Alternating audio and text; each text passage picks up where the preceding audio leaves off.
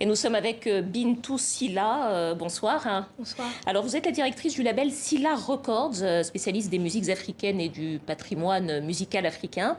Vous n'étiez pas la productrice de Mori Kanté, mais évidemment, son œuvre vous est familière. Peut-être une réaction à sa disparition? La première réaction, évidemment, c'est déjà l'émotion qu'on apprend aujourd'hui de la disparition de cette légende, de ce baobab, de la musique, des musiques africaines, de la musique mandingue en particulier, et puis je dirais même de la musique mondiale en fait, parce que c'est un artiste qui a été ancré dans la musique de la seconde moitié du XXe siècle, qui a porté les musiques africaines sur la scène internationale.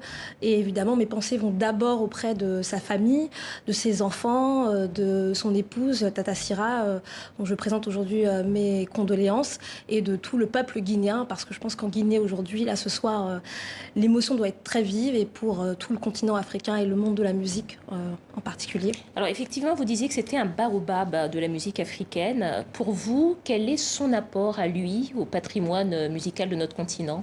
Son apport, il est immense. Je pense que c'est un artiste, un musicien, un compositeur, et c'est un djeli. C'est-à-dire que c'est un griot, comme on dit chez nous, en Guinée, au Mali, dans la culture mandingue. Djeli, ça veut dire le sang. En mandingue. Le sang, c'est ce qui relie toutes les strates de la société. C'est ce qui circule absolument dans tout le corps.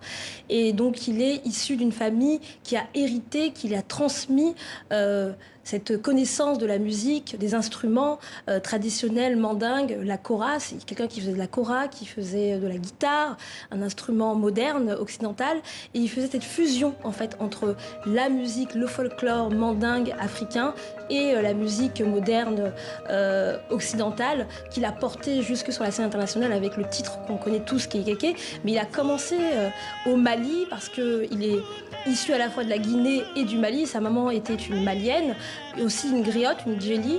Et il a commencé sa carrière au Rai Band avec un artiste de l'époque, un jeune artiste, lui-même avait 20 ans, 21 ans. Ils ont commencé au Rai Band, l'orchestre du buffet de l'hôtel de Bamako. Et c'est comme ça qu'il a réussi à s'ancrer et après ensuite à devenir cette star qu'on connaît aujourd'hui et qui fait de lui une star internationale. Alors effectivement, on parle de lui comme d'une star internationale, mais c'était aussi un artiste panafricain parce que finalement il puisait ses influences un petit peu partout sur le continent. Exactement, c'est ce que je disais sur le fait qu'il a commencé sa carrière au Mali alors que c'était un Guinéen. Mais comme j'aime souvent le dire, c'est qu'on est à l'époque de la belle époque des orchestres africains. C'est-à-dire qu'il y avait une audace de la créativité, une volonté de fusionner et en même temps de chercher le folklore musical africain, les sonorités traditionnelles africaines pour les sublimer, pour les mélanger avec les instruments modernes, la guitare, le saxophone, etc.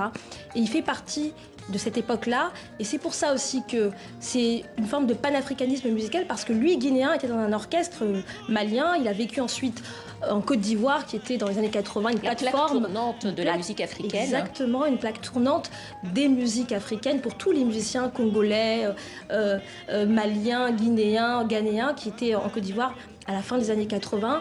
Et puis, il a pu se lancer sur cette carrière internationale qui a fait qu'on a connu la world music, comme on l'appelle aujourd'hui, qui est un terme un peu voilà, qu'on peut remettre en question.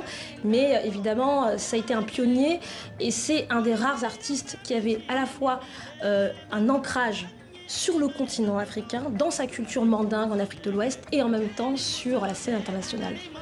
Merci beaucoup, Bintou Sylla, directrice du label Sylla Records. Merci à vous d'être venue sur notre plateau.